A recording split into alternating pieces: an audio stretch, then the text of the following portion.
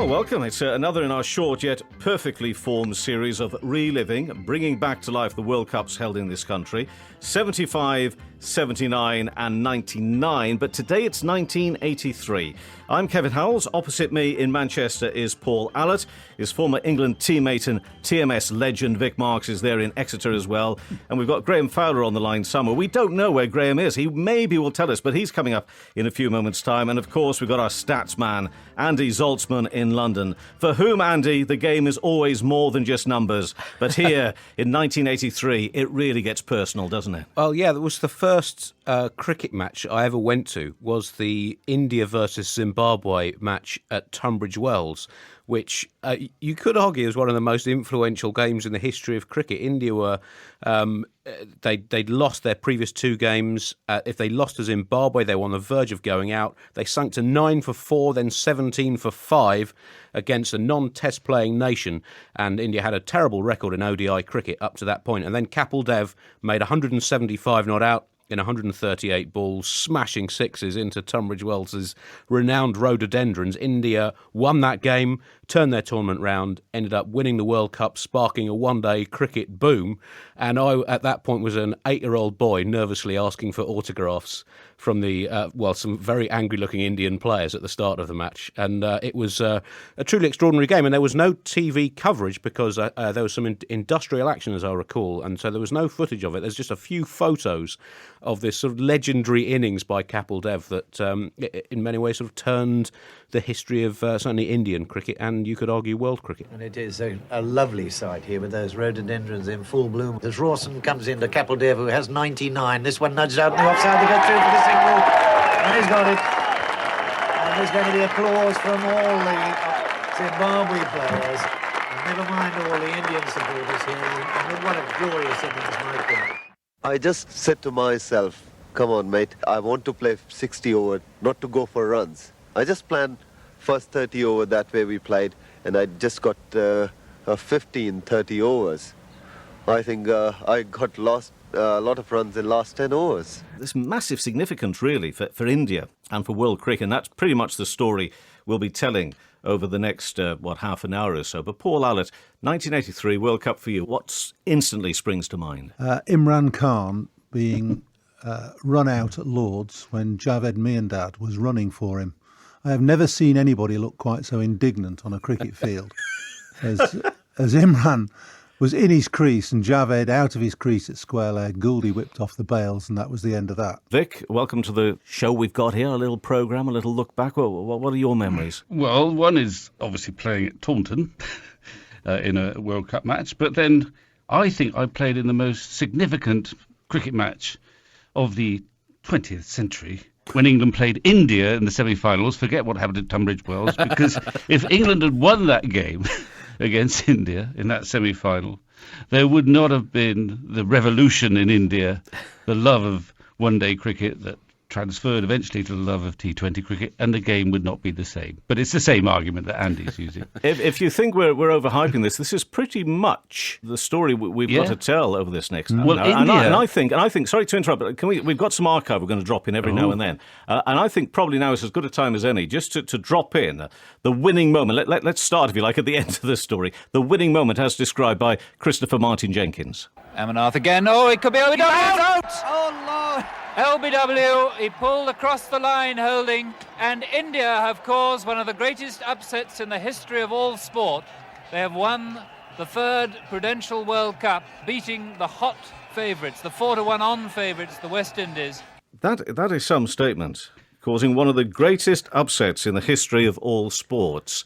For CMJ, who could get excited, we know he could get excited, but was he far off the mark, Vic? Well, they were very hot favourites in a two-horse race.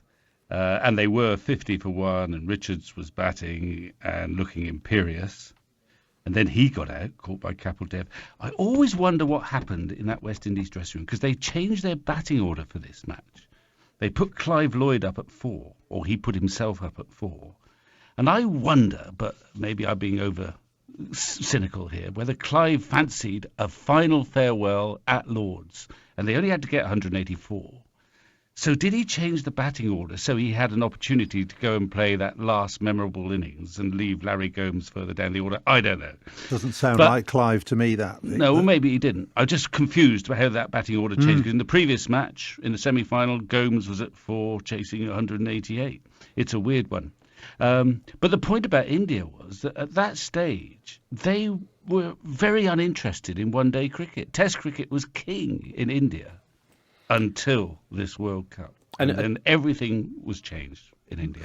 I toured India in 81, 82, I think it was, and the crowds for Test matches were enormous, and nobody came and watched the one-dayers. Really. So two years later, it was obviously that was the key. This was the key, the winning of the World Cup, and everything changed.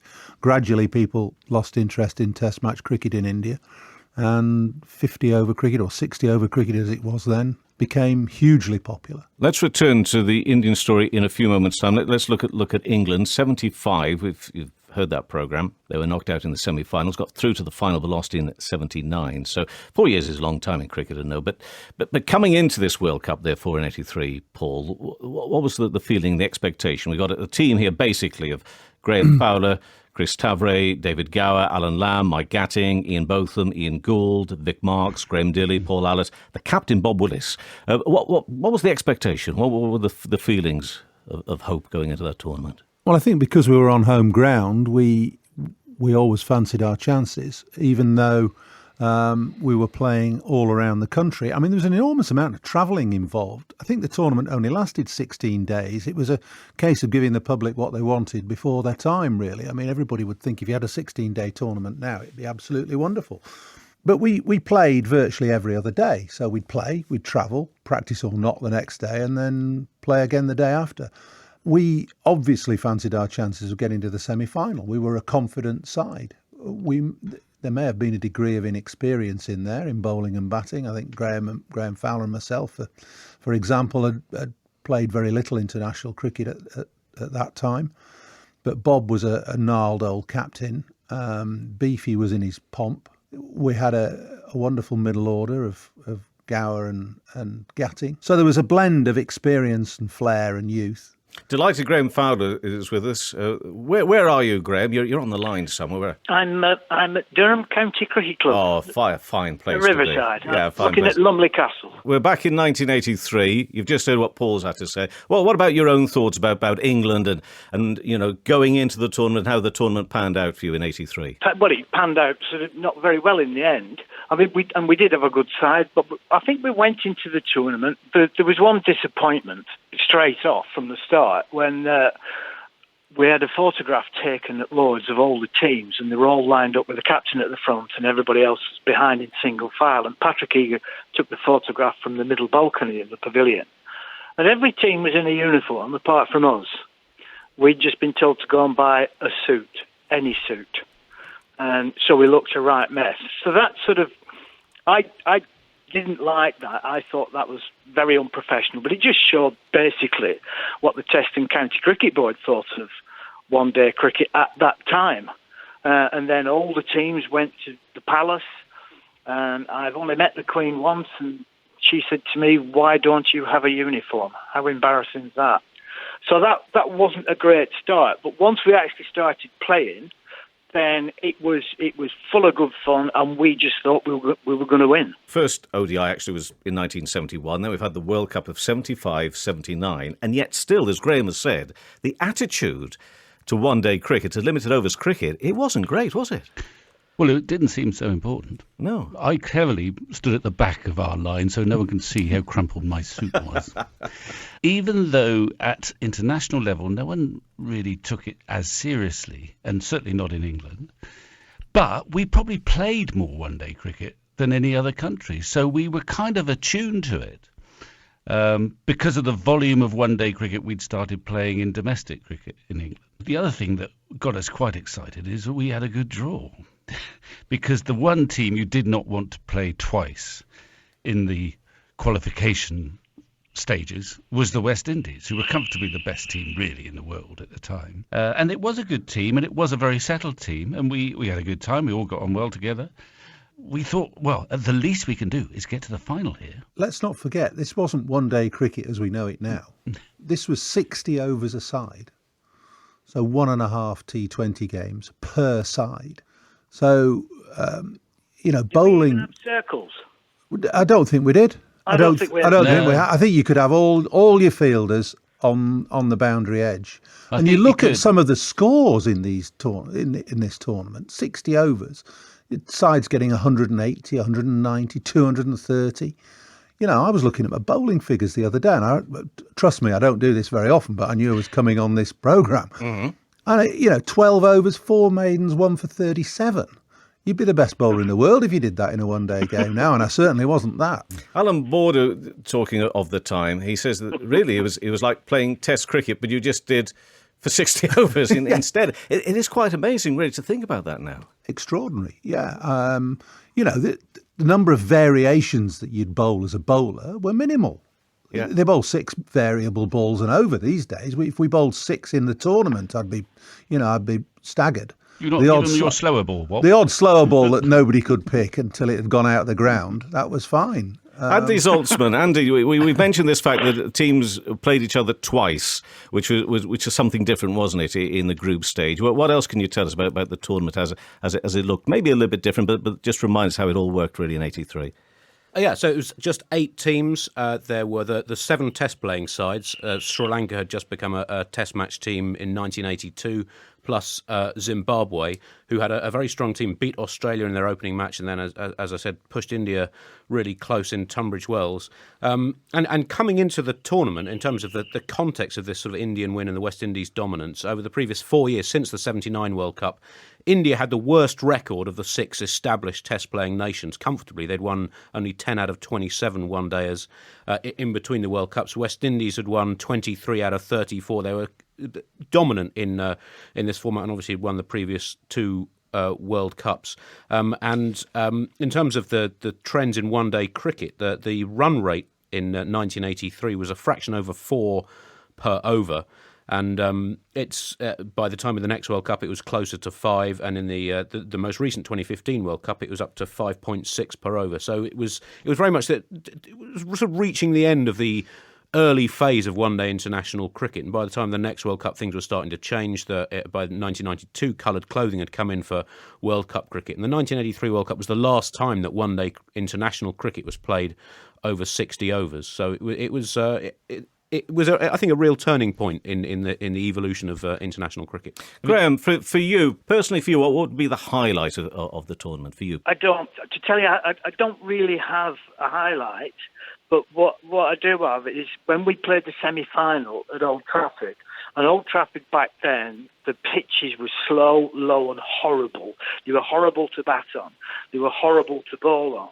But because I knew that pitch, I actually knew whilst I was batting that if I stay in and score runs, then we'll do well, we'll win. And I got 30 odd, I think, which was actually the top score, and we lost. And I, to this day, still blame myself for not getting the runs to help us win. I know I got, I don't know, was it 4 consecutive 50s or something? But then again, these days, that would be a disappointment because you shouldn't just get 50, you should get big scores. So although there were some highlights, the one that stays with me is that if I'd done the job during the semi-final, we'd have got to the final. You're now making me think that I'm not going to play the archive of the semi-final. But I'll put that on the side for just now. There is some archive I want to play, though, and that just takes us away again from the England-India story, just for a moment or two, because there is no doubting, Andy Zaltzman, that one of the stories has to be Zimbabwe and beating Australia. That was something special. You'd seen them against India, but this idea of Australia losing to Zimbabwe, that was monumental, wasn't it? Yes, it was a huge moment in cricket. Sri Lanka, before they were a test-playing side, had beaten India in 1979. But as we said, India were not really a one-day team of any standing at that point. Australia did not have a particularly strong side in 1983, but still one of the powers of of world cricket. It was a sign, I guess, of the growing depth of the international game. That it was and it was an interesting game. That Zimbabwe only got about 230, and they managed to defend it over 60 overs against an established international side. So it was, and Duncan Fletcher, future England coach, took 4 wickets in that match, and he got 69 not out. Just to capture the moment at the time, let's have some archive commentary and also get to hear from Duncan Fletcher and also a little bit of Alan Border at the time as well. They're bowling very intelligently. They're bowling at the stumps, tucking the batsmen up and saying, well, if you want to come and get me and take a risk, that's up to you. Rawson it is, up to the wicket now, past umpire Kitchini bowls, and Border again angles his bat, tries to run this third man. There could be a run out at the far end. Captain Vessels is out, he's run out. Vessels is out. He went for the single. Border said no. It was Heron who threw back to the bowler's end. And so now Australia are 138 for 5. Right up there, Marsh pats him away, and Zimbabwe have won. Zimbabwe have beaten Australia. If we had failed miserably here, I think the TCB would have been a bit worried about inviting the next winners of the ICC trophy over. And it's up to us to put up a good performance to see that sides that do keep winning that competition are given a chance in the senior competition. They certainly caught us by surprise, and when I look down now at the names that Zimbabwe had, they had some very, very good cricketers. That's just that we didn't know much about them, and that was the bottom line to it all. We probably didn't sort of treat them as seriously as we probably should. You know, we thought, oh well, we're playing Zimbabwe, we don't know much about these guys. We should be able to take care of business and on with the next game sort of scenario. I don't feel quite as bad about it now as I did then, because subsequently those guys all went on to pretty good careers, and we understand now that they actually were quite a good cricket team. Just taking a look at that, Australia, way off the mark in those days, weren't they, Vic? Way off. Yeah, and you look at the lineup. I mean, they weren't all in their pomp, but their bowling attack was Lily Thompson, Hogg, and Lawson with a bit of spin tossed in, which on paper looks good, but they weren't necessarily quite at their peak. Graham, the idea of Zimbabwe beating Australia, do you remember that and being shocked by it yourself at that sort of result? I can remember laughing. I can remember that. I can remember playing against Sri Lanka at Headingley. I suppose in the same way, we didn't really rate them. We could have come unstuck like Australia did against Zimbabwe, because I don't think we really rated Sri Lanka at the time. It was the first World Cup in which all the teams had won. In fact, in 75 and 79, there were only 3-game groups, but each group had a team that had failed to win. So, again, it was the most competitive tournament in terms of the depth. Sri Lanka beat New Zealand, in fact, before that game that Graham just mentioned at Headingley. It was certainly a sign that cricket was becoming considerably more global. Rahul Tandon's one of the correspondents from India, but is a massive cricket fan. I'm just wondering, as you join us, what your memories are of 83. Before we go on and talk about the impact, if somebody says 1983 Cricket World Cup to you, what do you think? I remember the day vividly because I was supposed to be studying. My father said, look, your exams are coming, forget about this match, India are going to lose it. Anyway, but when he went out, I crept into the television room and I was engrossed in the match. I remember when Bhavinder Sandhu bowled Gordon Greenwich, that off stump going flying out of the ground. And of course, that catch that Kapil Dev took. I remember my dad coming back home and I was so engrossed in the match, I forgot to hear him coming in. But when he saw the score, rather than getting annoyed with me, he sat down and we watched it together. An incredible day. And I remember a pride filling up inside me because India hadn't been very good at cricket. And I knew that as they got closer to that victory, that I could go back to school and tell everybody that India were the world champions, something that I never thought I would see, well, in those days, in my lifetime. Let's just go back to the semi-final for a moment, and I'm still going to plough on with this, despite Graham and what he said a little bit earlier. Vinny then, the main destroyer in the last match, and he goes again to Tavare, who's forward, and here's a catch, and he's out caught behind Tavare. So England 69 for 1, Tavare caught behind for 32. Here's Bin in our bowling to Fowler, and he's bowled. trying to play an aggressive stroke, beaten by the line there, the middle stump knocked back, another success for Roger Binney, and he's having a great World Cup too.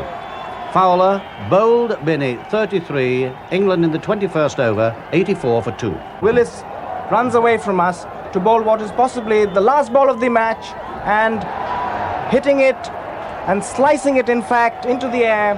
Patil gets 4. And India have won the game. India have won the match here at Old Trafford to enter the final of the Prudential Cup. Vic, the misery, the hurt, does it still feel for you or not all these years? Well, from my point of view, I just think, what a missed opportunity. You don't get a chance to play in a World Cup final very often. And I suspect after the first hour and a half, we thought everything is going according to plan, which is more or less is what happened throughout the tournament. But I don't think we necessarily realised the dangers. We needed someone to stay and get that one man to get the substantial score and to play around him, I guess.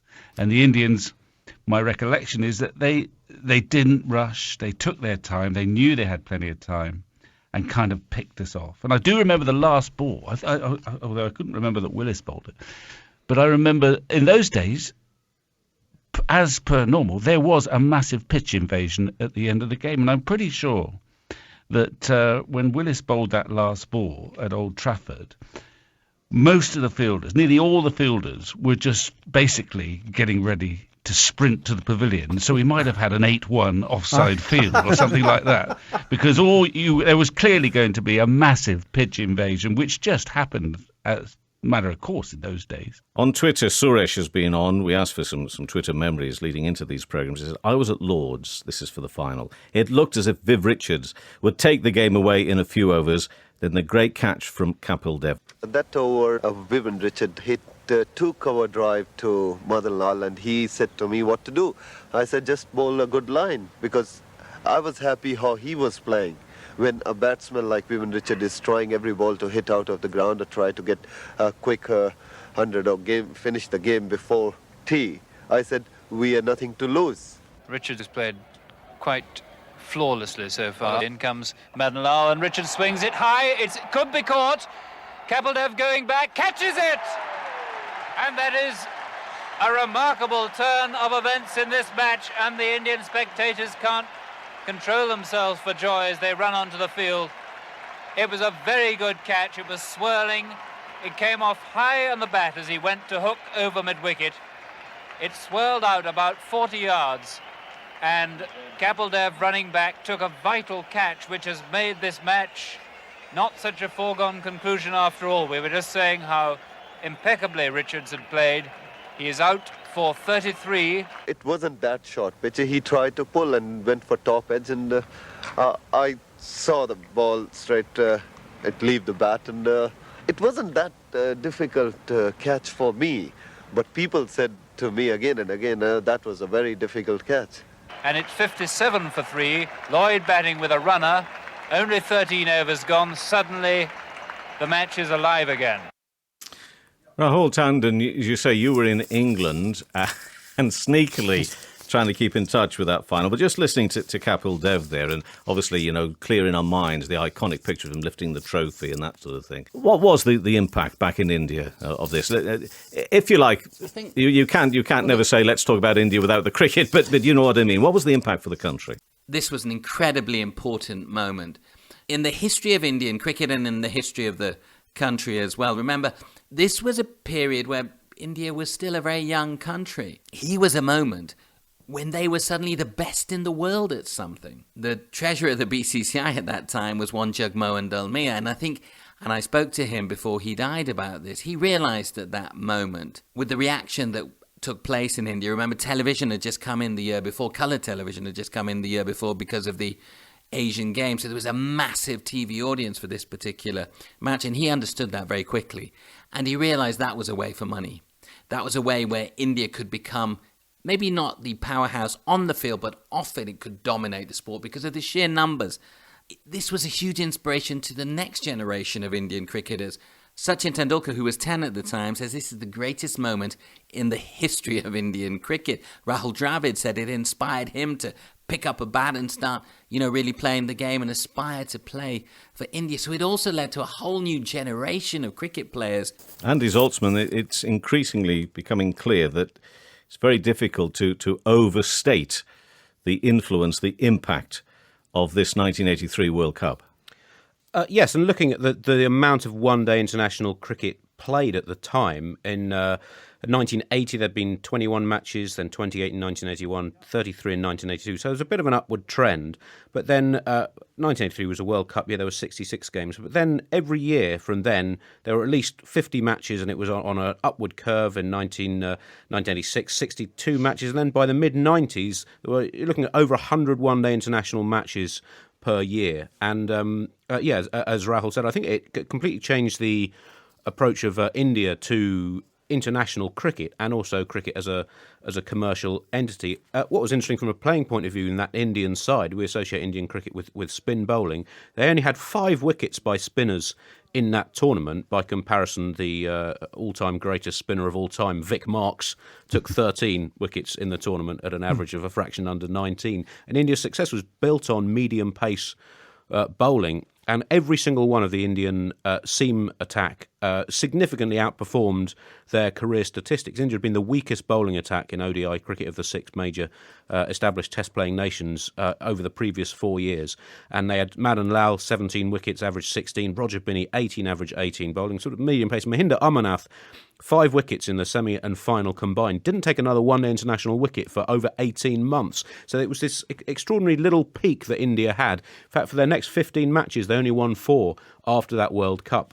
So it was a really extraordinary triumph of this team just coming together over this 2-week period. Many thanks to all the guests who've joined us on this one. Looking back at what we say was a memorable World Cup and obviously massive influence on the world game as well. To Paul and to Graham and to Vic, to Rahul Tandon and also to Andy Zaltzman as well. Thank you all very much.